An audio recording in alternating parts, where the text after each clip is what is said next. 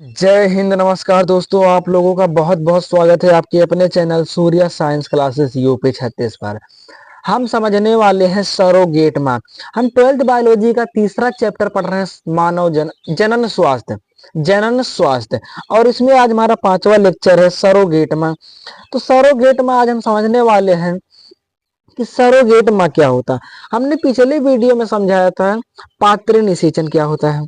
आपने पात्र निषेचन में समझा था कि महिला के जो अंडाशय होता है उससे अंडाणु निकालते हैं, और पुरुष के वृषण से शुक्राणु निकालते हैं। दोनों का पारक नली में संलयन कराते हैं, उसके बाद उसी महिला में उसे प्रवेश करा देते हैं। शिशु का निर्माण होता है, उसे पारखनली शिशु कहते हैं। इस पूरी प्रक्रिया को पात्र निषेचन कहते हैं।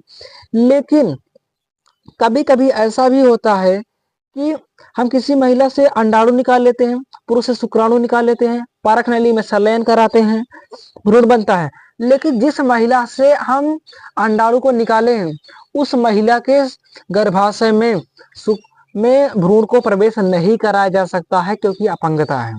तो क्या करते हैं, उस भ्रूण को किसी अन्य महिला के गर्भाशय में प्रवेश कराते हैं।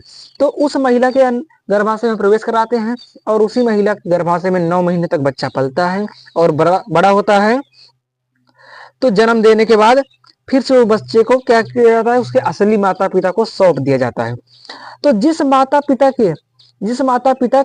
माता के गर्भाशय में पला उसे कहेंगे सरोगेट माँ।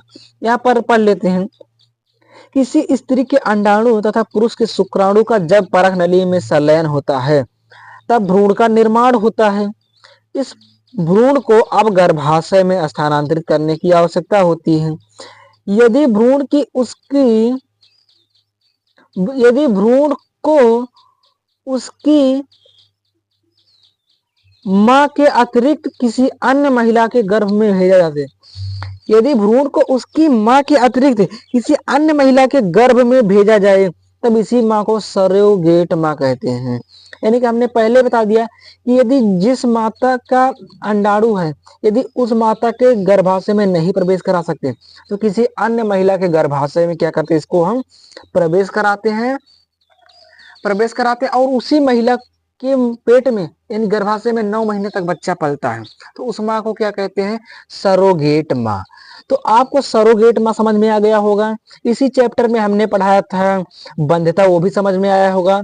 पात्र निषेचन भी समझ में आया होगा। चिकित्सीय सगर्भता समापन भी समझ में आ गया होगा।